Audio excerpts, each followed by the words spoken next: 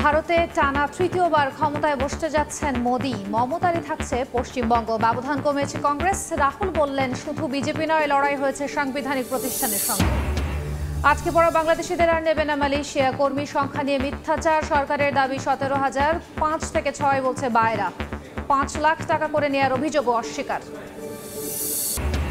আবারও বাড়ছে সিলেট অঞ্চলের নদ নদীর পানি। প্লাবিত নতুন নতুন এলাকা। দুর্ভোগে মানুষ। রাতারাতি বেড়ি বাঁধ নির্মাণের আলাদিনের চেরাগ নেই সরকারের হাতে, বললেন মন্ত্রী।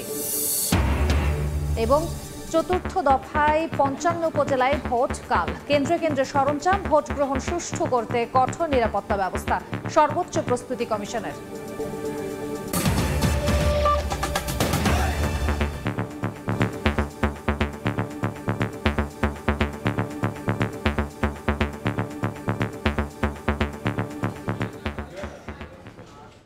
জনপদের সময়ের সঙ্গে আছি আমি খান তাজদিন হাসান। ভারতে টানা তৃতীয়বার ক্ষমতায় বসতে যাচ্ছেন নরেন্দ্র মোদী। রাজ্যে রাজ্যে চলছে উল্লাস। প্রাথমিক ফলাফলে গেরুয়া শিবির 296, ইন্ডিয়া জোট 229টিতে এগিয়ে আছে। গণেশ উল্টাচ্ছে বিজেপির ঘাঁটি হিসেবে পরিচিত উত্তরপ্রদেশে। দীর্ঘদিন ক্ষমতার বাইরে থাকা কংগ্রেস দেখিয়েছে বড় চমক। মমতার তৃণমূলই থাকছে পশ্চিমবঙ্গে। ফলাফলের প্রতিক্রিয়ায় কংগ্রেস নেতা রাহুল গান্ধী বলেছেন, এবারের নির্বাচনে কংগ্রেস শুধু বিজেপি নয়, লড়াই করেছে ভারতের সাংবিধানিক প্রতিষ্ঠানের সঙ্গেও। সময় গণনার সঙ্গে সঙ্গে ঘোষণা হচ্ছে একের পর এক আসনের ফল। রাজ্যে রাজ্যে আনন্দ উল্লাসে মেতে উঠছেন বিজয়ী প্রার্থীর সমর্থকরা। ভারত জুড়েই এই চিত্র বিরাজ করছে। মঙ্গলবার সকাল থেকেই শুরু হয় ভারতের 18তম লোকসভা নির্বাচনের ভোট গণনা।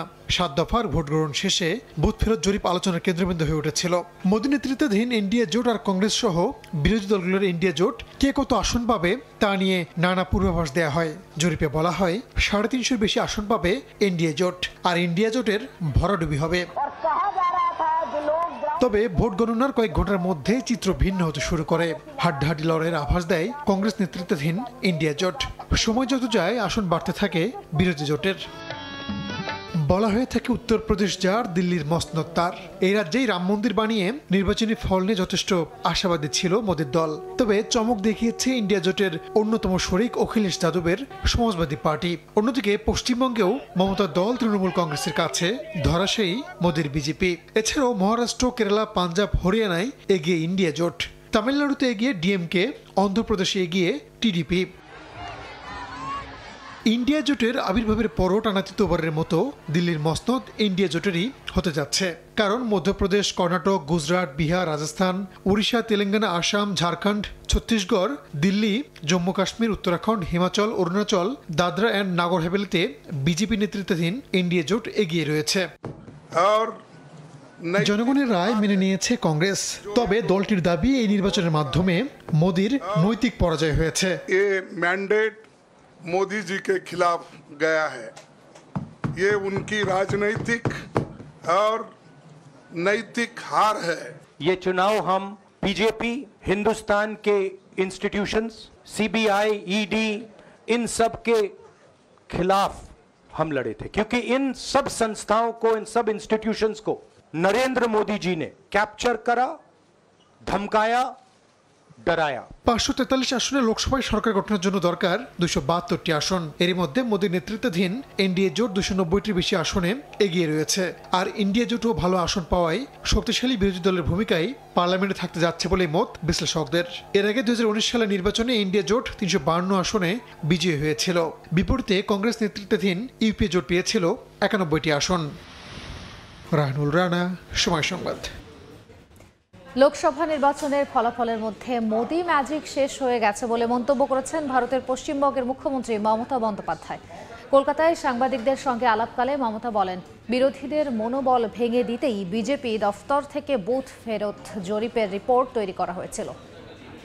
বিজেপি অবজারভার জেতা সিটগুলোতেও সার্টিফিকেট দিচ্ছেন না। কন্টাইতে জেতার পরেও বিজেপি অবজারভার আটকে রেখে দিয়েছে সার্টিফিকেট বিজেপিকে জয়ী ঘোষণা করবার জন্য। এইভাবে নরেন্দ্র মোদী আরও কয়েকটা সিট, যেহেতু উনি মেজরিটি পাননি, আপনাদের ফালতু সার্ভে দেখে, বিজেপি তৈরি করে দেওয়া সার্ভে দেখে, আপনাদের ফেক সার্ভে দেখে हम चाहते हैं मॉरल ग्राउंड से मोदी जी रिजाइन करें। অন্য প্রসঙ্গ, আটকে পড়া বাংলাদেশি কর্মীদের প্রবেশের সময়সীমা বাড়াবে না মালয়েশিয়া। প্রবাসী কল্যাণ প্রতিমন্ত্রী বলেছে 31 মের মধ্যে যেতে পারেনি প্রায় 17,000 কর্মী। তবে রিক্রুটিং এজেন্সি মালিকদের সংগঠন বায়রার দাবি এ সংখ্যা 5 থেকে 6,000-এর বেশি না। ভুক্তভোগীরা 5 থেকে 7 লাখ টাকা দেওয়ার কথা বললেও 2 লাখের বেশি নেওয়া হয়নি দাবি বায়রার। তাদের টাকা ফেরত দেওয়া হবে জানান সংগঠনটির নেতারা। 5 লক্ষ টাকা ম্যানেজ করছি। ভিতরে যাওয়ার পর দেখা যাচ্ছে যে টিকিট ভুয়া।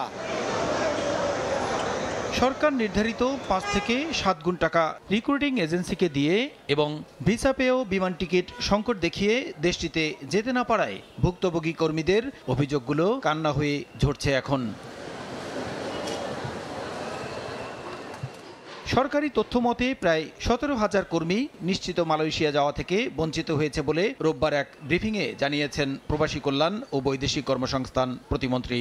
এমন পরিস্থিতিতে হয়রানি ও প্রতারণার শিকার এসব কর্মীকে সেদেশে পাঠাতে না পারার ব্যর্থতা নিয়ে সকালে রাজধানীর মিন্টু রোডে সংবাদ সম্মেলনে রিক্রুটিং এজেন্সি মালিকদের সংগঠন বায়রার নেতারা ব্যাখ্যা দেন। তাদের দাবি মালয়েশিয়ায় কর্মী পাঠাতে জনপ্রতি 5 থেকে 7 লাখ টাকা নয় 2 লাখের বেশি নেয়নি কোনো এজেন্সি। এছাড়া দেশটিতে যাওয়া থেকে বঞ্চিত প্রকৃত কর্মী সংখ্যা 5 থেকে 6,000-এর বেশি না। জেনুইন কর্মী যেতে পারেনি তার সংখ্যাটি 5 থেকে 6,000-এর ভিতরে। তাদেরকে পাঠিয়ে দেওয়ার জন্য প্রবাসী কল্যাণ মন্ত্রণালয় থেকে অনুরোধ জানানো হবে। যদি সকল প্রচেষ্টা ব্যর্থ হয় অভিবাসন খরচটি করেছে সমুদয় টাকা ফেরত দেওয়া হবে। যে পরিমাণ কথা বলছে সেই পরিমাণ টাকা রিক্রুটিং এজেন্সিরা নিয়ে নেই, হয়তো 1.5 লক্ষ 2 লক্ষ টাকা নিতে পারে। এদিকে সংসদ সদস্যদের হেয় প্রতিপন্ন করার জন্যই একটি চক্র তাদের বিরুদ্ধে অর্থ আত্মসাতের অভিযোগ করছে বলে দাবি করেন সংসদ সদস্য বায়রা নেতারা। মধ্যভোগী কেউ না কেউ এই টাকাটা নিয়েছে। এই যে 24,000 কোটি টাকা এমপি সাহেবদের নেতৃত্বে লুপাট হয়ে গেছে, কোনোভাবেই আপনারা এটা প্রমাণ করতে পারবেন না। সংকট সমাধানে দ্রুত মালয়েশিয়া কর্তৃপক্ষের সঙ্গে বায়রা ও প্রবাসী কল্যাণ মন্ত্রণালয় আলোচনায় বসবে বলেও জানান তারা। সেটা আমরা নিজেরাও চাই। প্রসূন আশিস, সময় সংবাদ, ঢাকা। মালয়েশিয়ায় কর্মী পাঠাতে না পারার ঘটনায় তদন্ত করে দায়ীদের বিরুদ্ধে কঠোর ব্যবস্থা নেওয়া হবে বলে জানিয়েছেন প্রবাসী কল্যাণ ও বৈদেশিক কর্মসংস্থান প্রতিমন্ত্রী। জাতীয় প্রেস ক্লাবে প্রশ্নের জবাবে তিনি আরও জানান, মালয়েশিয়ার শ্রমিক নেওয়া বন্ধের জন্য ঢাকা দায়ী নয়। দিয়েছে মালয়েশিয়ান গভর্নমেন্ট, সেটার জন্য আমরা দায়ী নয়। যেটা হয়েছে এটার ব্যাপারে কাউকে দোষারোপ করে লাভ নেই। এটা তদন্তের মাধ্যমে যা বাইরে আসবে তাই হবে এবং তার বিরুদ্ধে আইনানুগ ব্যবস্থা নেওয়া হবে, কাউকে ছাড় দেওয়া হবে না।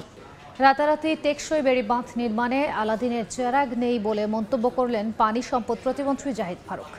বললেন, স্থায়ী বাঁধ নির্মাণ সময় সাপেক্ষ ব্যাপার। দুপুরে বরগুনার বিষখালী নদীর বিভিন্ন স্থান ঘুরে ঘূর্ণিঝড় রেমালের তাণ্ডবে ক্ষতিগ্রস্ত বেড়ি বাঁধ পরিদর্শন শেষে একথা বলেন তিনি। এটা আমি তড়িঘড়ি করে বললে কাজ শুরু করা যাবে না। জিনতলা এলাকাতে আমরা অলরেডি সিদ্ধান্ত দিয়ে দিয়েছি, সেখানে একটা স্থায়ী প্রতিরক্ষা বাঁধ 3.5 কিলোমিটার একটা বাঁধ হবে এবং অন্যান্য যে সমস্ত জায়গায় নদী ভাঙন আছে এগুলো আমি বলেছি, নির্দেশনা দিয়েছি আমার প্রধান প্রকৌশলীকে এবং নির্বাহী প্রকৌশলী। তারা আবার এসে ওই এলাকাগুলো আবার পরিদর্শন করে কি ব্যবস্থা, কি ধরনের ব্যবস্থা নেওয়া প্রয়োজন আমাকে জানালে পরে আমরা এগুলো ব্যবস্থা গ্রহণ করব। চতুর্থ দফায় দেশের 55 উপজেলা পরিষদ নির্বাচনে ভোট গ্রহণকাল। কঠোর নিরাপত্তা, এরই মধ্যে কেন্দ্রে কেন্দ্রে পৌঁছে দেওয়া হয়েছে নির্বাচনী সরঞ্জাম। শান্তিপূর্ণ পরিবেশে নির্বাচন সম্পন্ন করতে নেওয়া হয়েছে কঠোর নিরাপত্তা ব্যবস্থা। রাত পোহালেই ভোট, কেন্দ্রে কেন্দ্রে পৌঁছে গেছে নির্বাচনী সরঞ্জাম। জমজমাট প্রচার প্রচারণা শেষে 55 উপজেলায় উৎসবমুখর ভোটযুদ্ধের অপেক্ষায় ভোটার ও প্রার্থীরা। কঠোর নিরাপত্তার মধ্য দিয়ে মঙ্গলবার সকালে রিটার্নিং কর্মকর্তার কার্যালয় থেকে কেন্দ্রে কেন্দ্রে পৌঁছানো হয় ইভিএম মেশিন সহ ভোটের প্রয়োজনীয় সামগ্রী। পাশাপাশি প্রিজাইডিং কর্মকর্তা পোলিং এজেন্টদের বুঝিয়ে দেওয়া হয় তাদের দায়িত্ব। তবে নিয়ম অনুযায়ী দুর্গম এলাকা বাদে ব্যালট পেপার দেওয়া হবে ভোটের দিন সকালে। আমরা এখনো পর্যন্ত নির্বাচন শতভাগ সুষ্ঠু করার জন্য বদ্ধপরিকর। শুধু কেন্দ্র নয়, নিরাপত্তা বলয়ে রাখা হয়েছে নির্বাচনী এলাকাগুলো। যে কোনো মূল্যে সুষ্ঠু নির্বাচন সম্পন্ন করতে বদ্ধপরিকর আইনশৃঙ্খলা বাহিনীও। আমরা সবাই মিলে কাজ করছি এবং আমি আশাবাদী যে আমাদের এখানে নির্বাচনটা সুষ্ঠু হবে। 705 জন আনসার সদস্য, তাছাড়া পুলিশের 10টি মোবাইল এবং 2টি স্ট্রাইকিং ফোর্স থাকবে মাঠে। চতুর্থ ধাপে দেশের 23 জেলার 55টি উপজেলার মধ্যে 2টিতে ইভিএম ও বাকিগুলোতে ভোট গ্রহণ হবে ব্যালট পেপারে। এছাড়াও নিরাপত্তায় মোতায়েন থাকবে 175 প্লাটুন বিজিবি। ফারিয়া ফারজানা, সময় সংবাদ। এবার পল্লী বিদ্যুতের খুঁটি চুরির অভিযোগ উঠেছে আলোচিত রূপপুরের বালিশকাণ্ডে জড়িত মজিদ সন্স কনস্ট্রাকশন লিমিটেডের বিরুদ্ধে। অভিযোগ উঠেছে প্রতিষ্ঠানটি রাজশাহী বিশ্ববিদ্যালয়ের নির্মাণাধীন AHM কামরুজ্জামান হলের বিদ্যুৎ সঞ্চালন লাইন স্থাপনে বগুড়া থেকে এনেছে পল্লী বিদ্যুতের 10টি চোরাই খুঁটি। মঙ্গলবার দুপুরে রাজশাহী বিশ্ববিদ্যালয়ের নির্মাণাধীন শহীদ AHM কামরুজ্জামান হলের বিদ্যুৎ সঞ্চালন লাইন স্থাপনের জন্য 10টি বৈদ্যুতিক খুঁটি নিয়ে আসা হয়। হল নির্মাণের দায়িত্বে থাকা আলোচিত দুর্নীতি রূপপুরের বালিশকাণ্ডে জড়িত মজিদ সন্স কনস্ট্রাকশন লিমিটেডের দায়িত্বরতরা সেগুলো হলের পাশে নামানোর নির্দেশ দেন। ট্রলি থেকে নামানোর সময় খুঁটির বৈধতা নিয়ে চ্যালেঞ্জ করেন স্থানীয় ঠিকাদাররা। এক পর্যায়ে বৈদ্যুতিক খুঁটি বগুড়া থেকে আনা হয়েছে জানিয়ে ট্রলি চালক সটকে পড়েন। ওই ঠিকাদারদের দাবি এটি পল্লী বিদ্যুতের খুঁটি, সরকারি জিনিস বিক্রি বা হস্তান্তরযোগ্য নয়। তাদের ভাষ্য এগুলো চুরি করে আনা হয়েছে।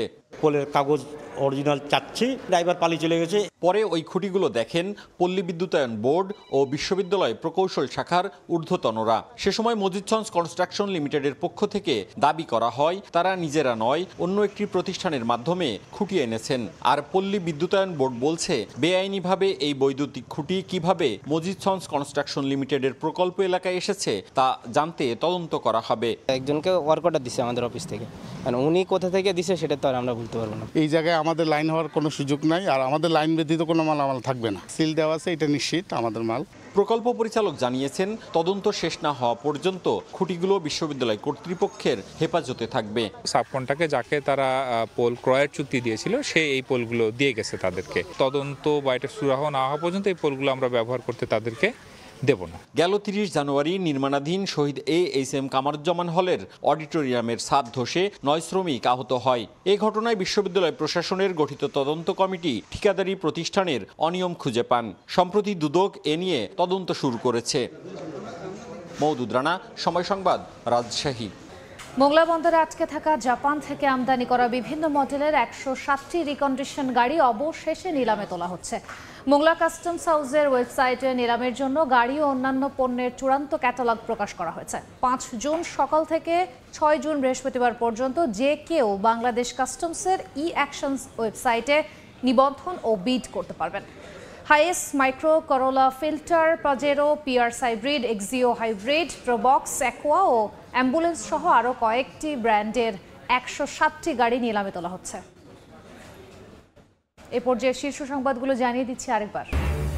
ভারতে টানা তৃতীয়বার ক্ষমতায় বসতে যাচ্ছেন মোদি। মমতারই থাকছে পশ্চিমবঙ্গ, ব্যবধান কমেছে কংগ্রেস। রাহুল বললেন শুধু বিজেপি নয়, লড়াই হয়েছে সাংবিধানিক প্রতিষ্ঠানের সঙ্গেও। আজকে পড়া বাংলাদেশিদের আর নেবে না মালয়েশিয়া। কর্মী সংখ্যা নিয়ে মিথ্যাচার, সরকারের দাবি 17,000, 5 থেকে 6 বলছে বাইরা। 5 লাখ টাকা করে নেওয়ার অভিযোগও অস্বীকার।